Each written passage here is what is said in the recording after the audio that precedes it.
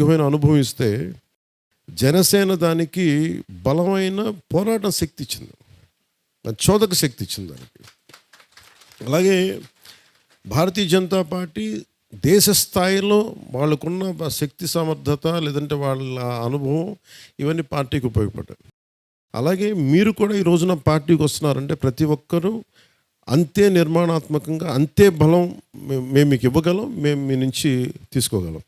ఎందుకంటే ఇది రెండు ఇచ్చిపుచ్చుకునే తప్ప, కేవలం నేను వ్యక్తిగా కూడా ఎప్పుడు కేవలం తీసుకునే వ్యక్తిని కాదు, నేను ఇచ్చే వ్యక్తిని.